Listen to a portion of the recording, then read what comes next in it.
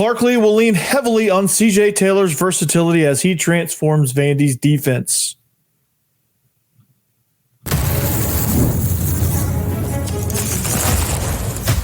You are Locked On Vandy, your daily podcast on the Vanderbilt Commodores.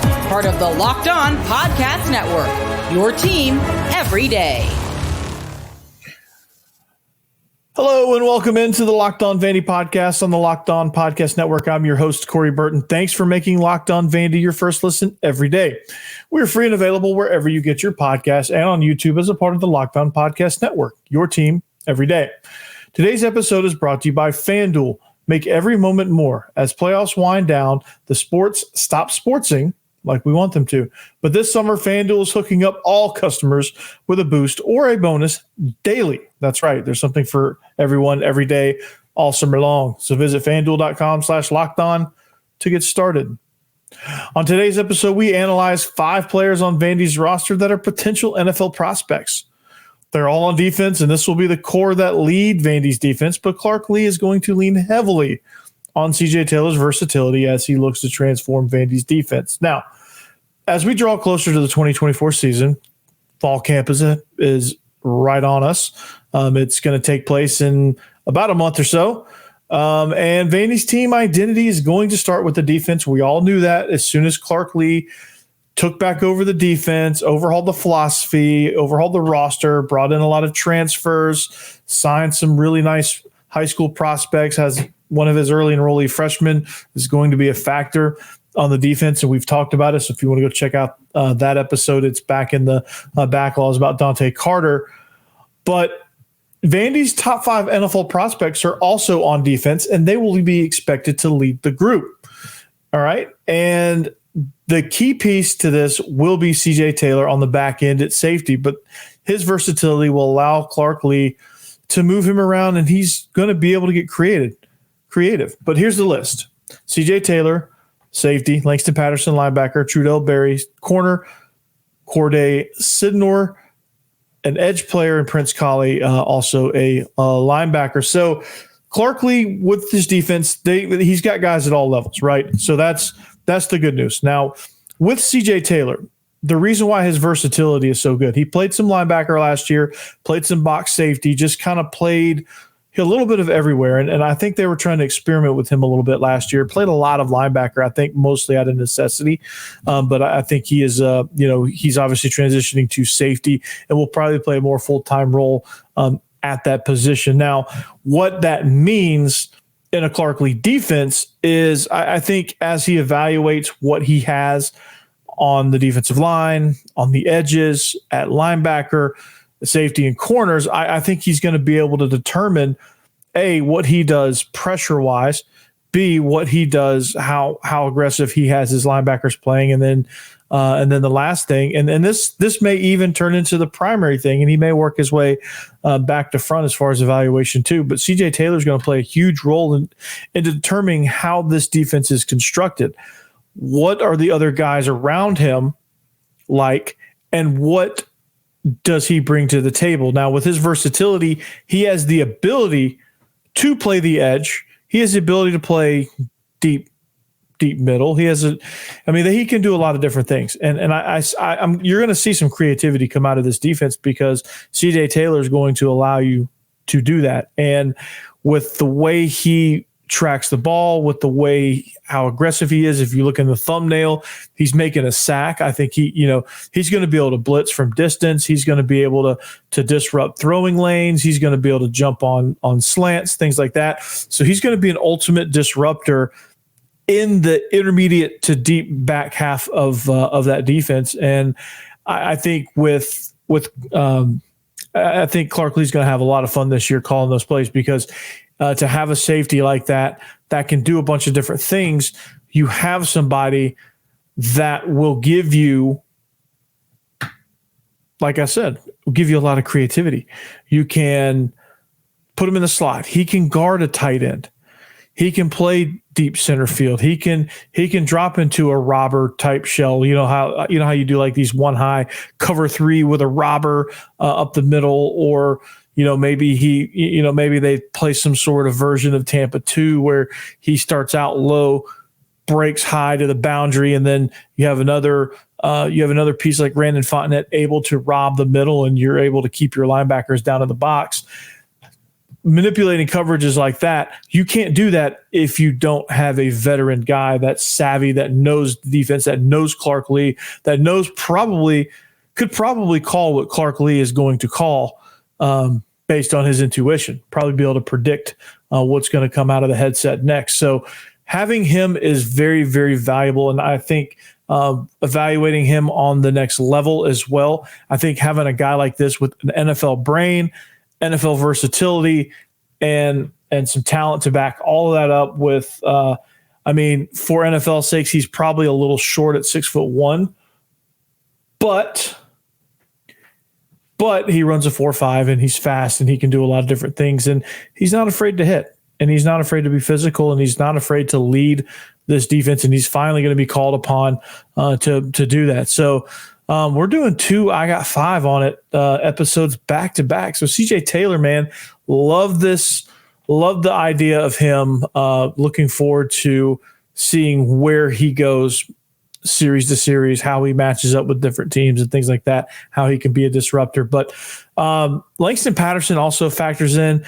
Yesterday's episode, I talked about how he was going to be a star, and I still believe that because, he's somebody, again, just like CJ Taylor, he is somebody that has that NFL brain. He's 6'1", 230 pounds, runs a 4.7 as an inside linebacker. So some of those type stats are he's probably going to have to make up for some of that at the next level in the NFL. But again, he's very instinctive, has great game speed, and again, physical at the point of contact. And that's something that you want, and that's something that you need from a inside linebacker if you're going to transform your defense. He's somebody also, just like CJ Taylor, that's going to be able to predict what Clark Lea wants to do, and those two I think will be two great pieces, two great leadership pieces, probably your two best leadership pieces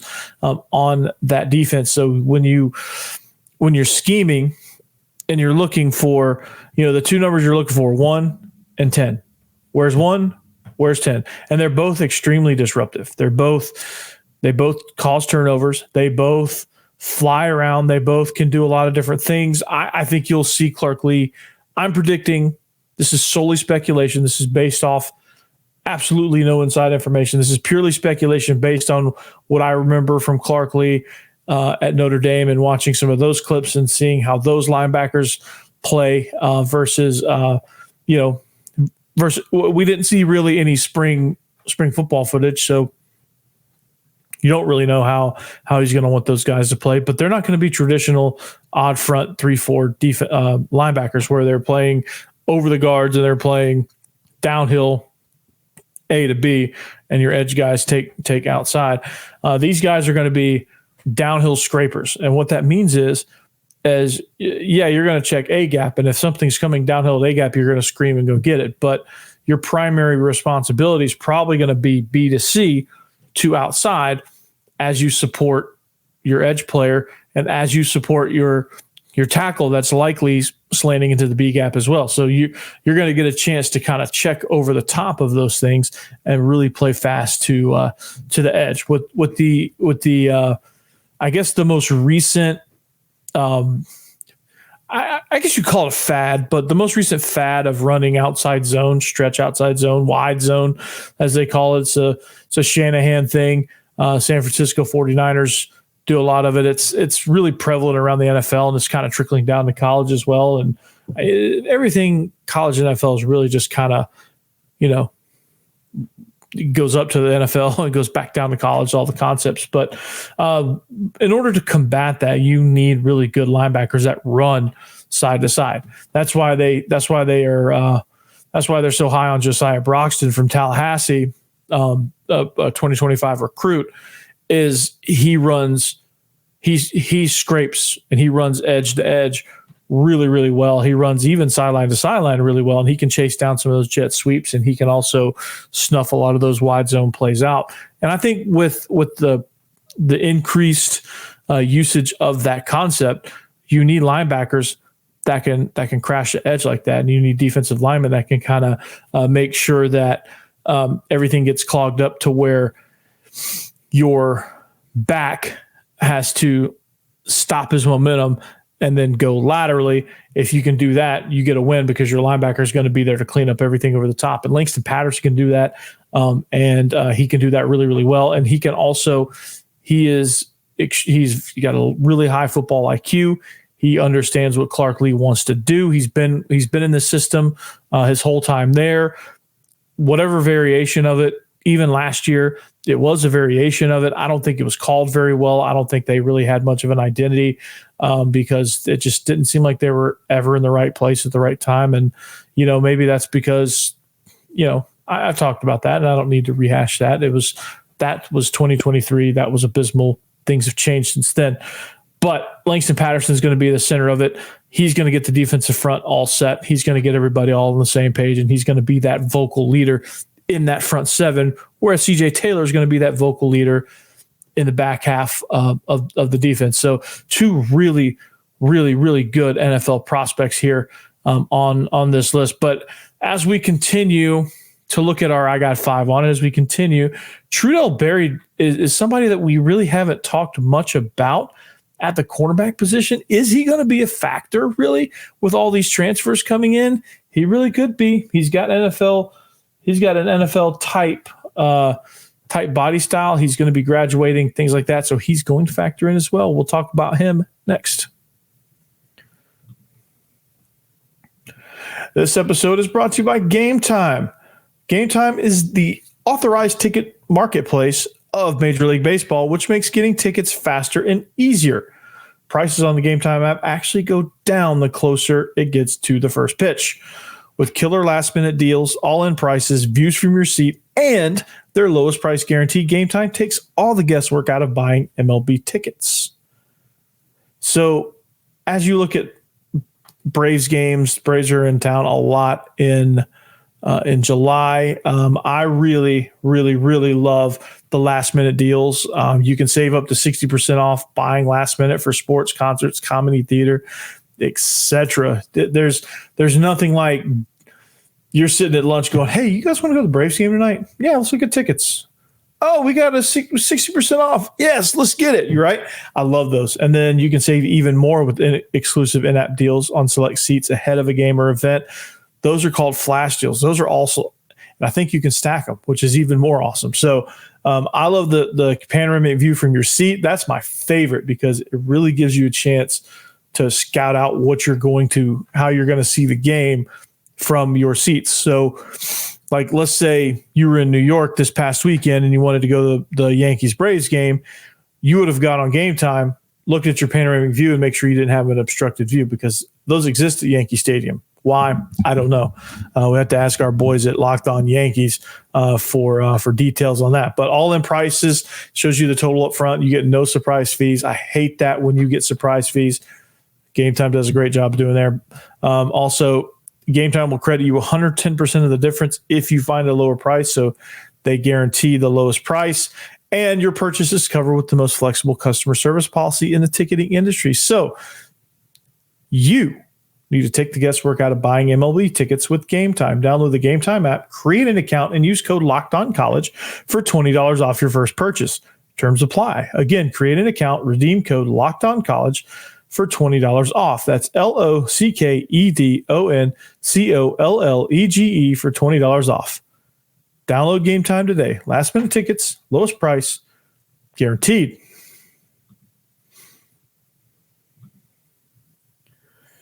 All right, welcome back. Are you watching ESPN or Fox Sports? Are you having to turn down the volume with all that shouting? Well, you need to make the switch to Locked On Sports Today as a free 24/7 sports streaming channel programmed for you every day to bring you the biggest stories without all the screaming. Locked On Sports Today brings you can't miss analysis, opinions, and news, all streaming 24/7 on YouTube or free on the Amazon Fire TV channels app, part of the Locked On Podcast Network. Your team every day. Speaking of your everydayers, thank you, everydayers, for making Locked On Vandy your first listen every single day.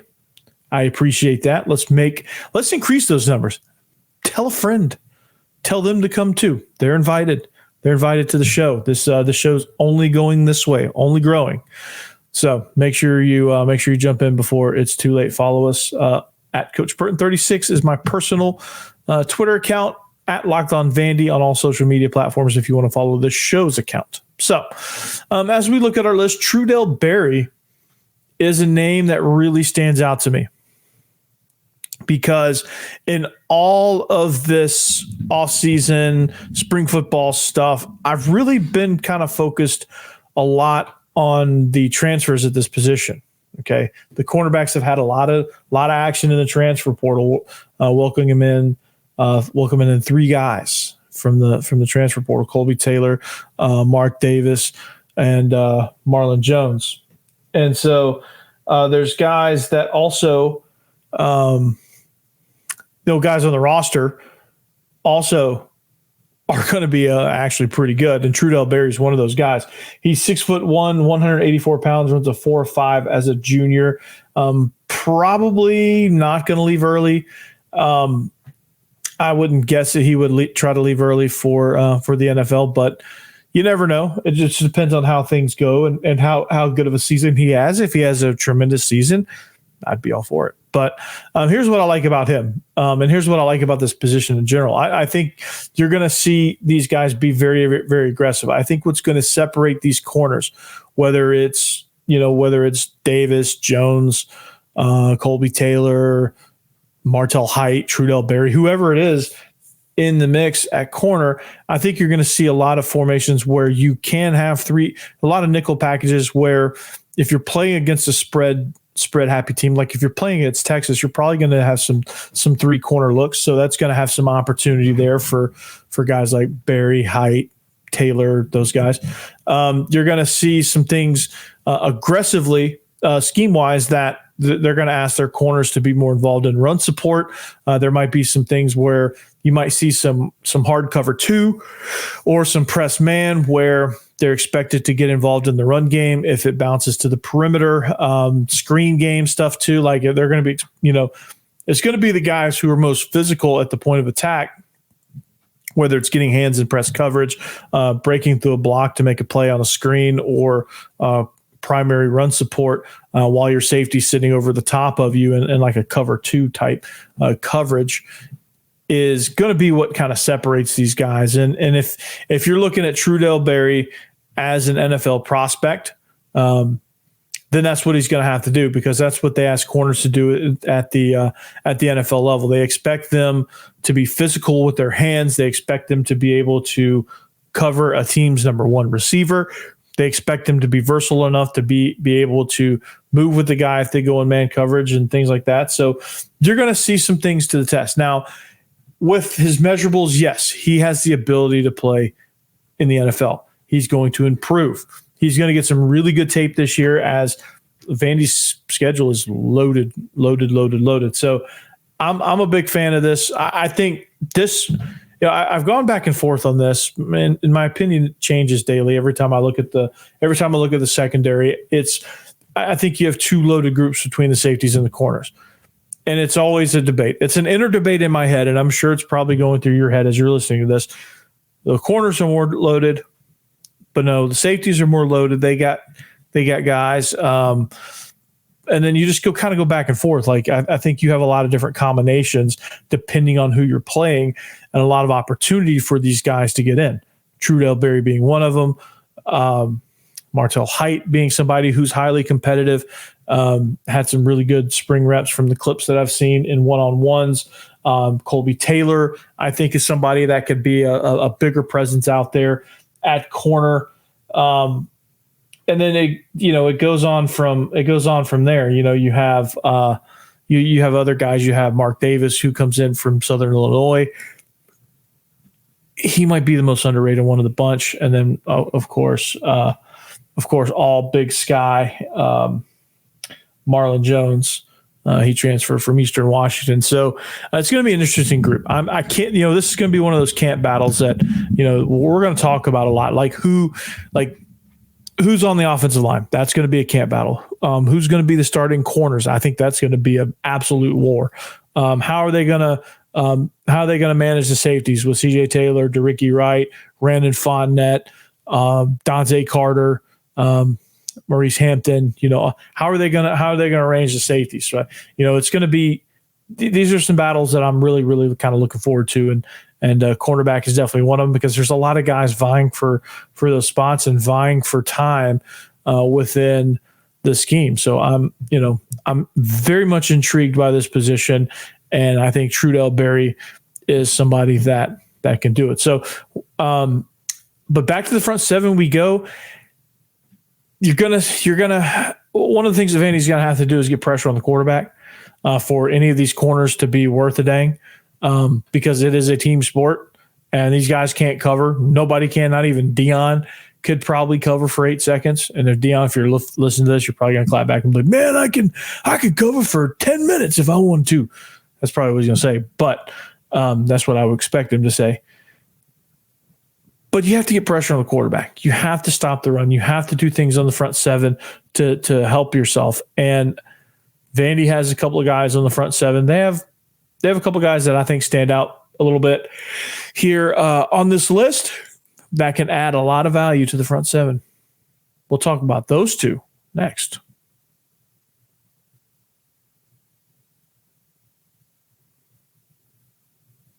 All right, welcome back as we wrap up this show.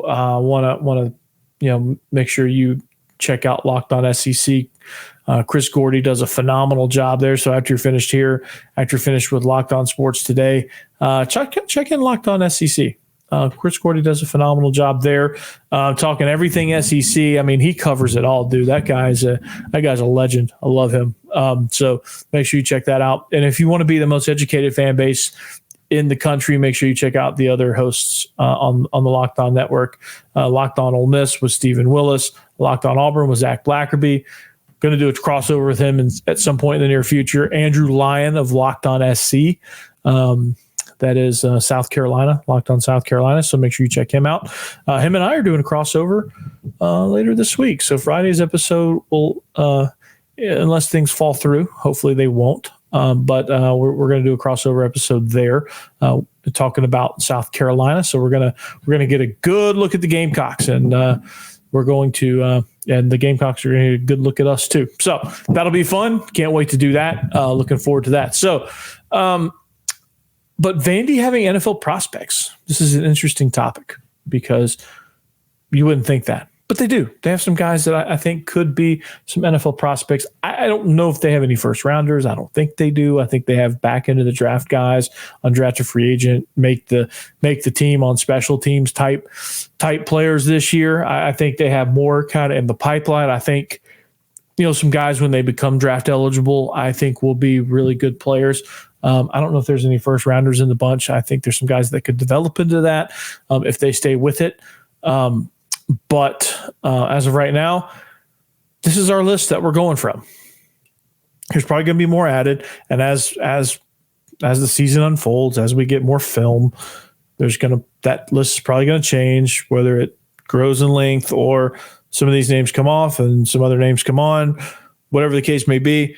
This list probably won't look the same, and I'll be interested to do this episode again in like late November, December, and then close to the NFL draft and see who stands where and what we got. But our next guy on the list, Khordae Sydnor, is an edge player transferred in from Purdue. Boiler up. And he is going to be responsible at the defensive end position or the edge position. Kind of how, and this is going to be kind of like CJ Taylor, where versatility and looks and things like that, and what Clark Lee wants to do for what he wants to do with the defense and what he wants to do pressure wise. I think this is going to be a position that really has a lot of different looks, and I think Khordae Sydnor is going to be able to handle that. And I really like one of the reports that we heard from spring practice was that Khordae Sydnor was a juice guy. He was really disruptive. Nobody could handle him. I mean, Vandy had a skeleton offensive line crew, so we can't really judge too much. But what it was being reported as is Sydnor was very explosive off the ball. He was quick to let you know about it, and he was somebody that's going to disrupt everything in the run and pass game. I think he's going to be somebody that you're looking at constantly. I think he's going to wear number 96 if I'm not mistaken. I have to get jersey numbers. I'll take clarification on that, but he's going to be hell on wheels, and he's going to be somebody that in certain situations can stand up and come off the edge.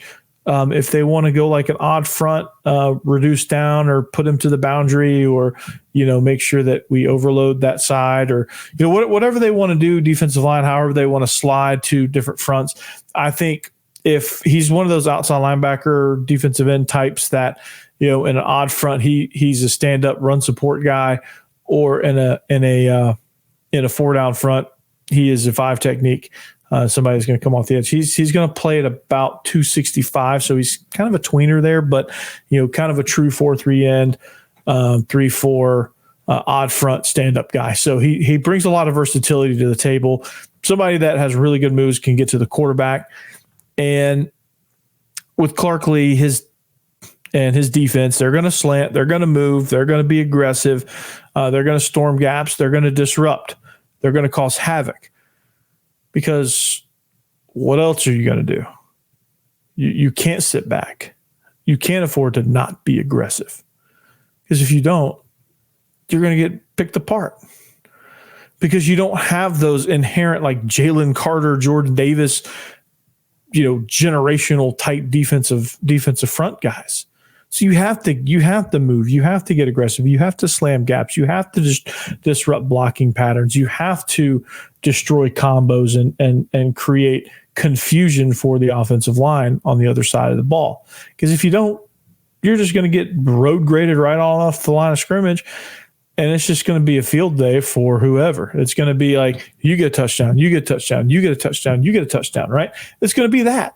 And I think Sydnor is somebody that can disrupt and really kind of make life difficult for opposing offensive coordinators, because they're not going to really kind of know what to do with him, because he's going to kind of be all over the place. So this was going to be interesting. And this was a great pickup. I think this was the second pickup in the transfer portal. I think this was transfer number 2. Zaylen Wood was another one who, not an NFL prospect yet, but he's a disruptor too. He's going to be a factor on the defensive line somewhere, somehow. He's going to be a factor too, but he's not on this list. So let's continue now with the last one, Prince Kollie. He's the other inside linebacker. So I think, circling back, the impact that Langston Patterson is going to have, I think Prince Kollie is going to have a similar. And these two kind of go together as a unit. Now, Prince Kollie was a transfer that came in last year.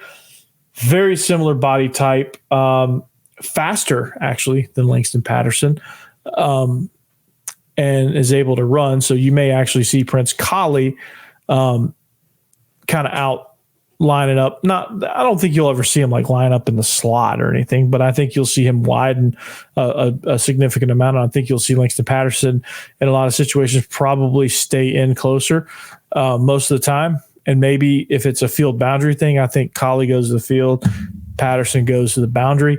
But this is going to be a really good combination, because I think both of these guys are very intelligent. And both these guys, if one of them went down, like if one of them didn't have the other for whatever reason, I think they could both survive. Now, Langston Patterson knows Clark Lea's defense probably a little bit better because he's been in it more. He's studied it more. But Prince Kollie is, he knows his stuff too, and he can direct traffic, and he can kind of mentor some younger guys. So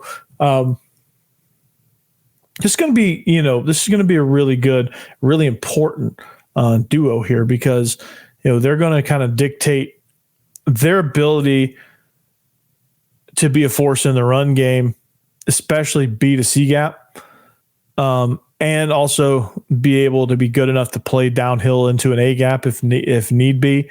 If you want to go into like some eagle fronts and stuff like that, where you stick your linebackers in the A gaps, widen out your defensive line. It's a 4-down front look.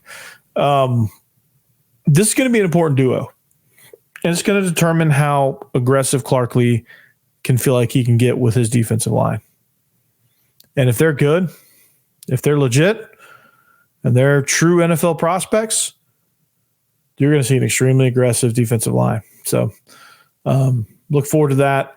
Look forward to seeing how Kollie and Patterson do as a duo, how they communicate, how they flow, how they play, all that good stuff. So, but that's all I got for you guys here today. Like I said, this was NFL, very, very NFL centric, but the biggest key to this is versatility. Like CJ Taylor, Langston Patterson, Khordae Sydnor, Prince Kollie, all extremely versatile players. Trudell Berry, versatile to a certain extent, but plays an important role out there at corner. So these are 5 guys that I'm going to be interested in that you should keep an eye on throughout the course of the season.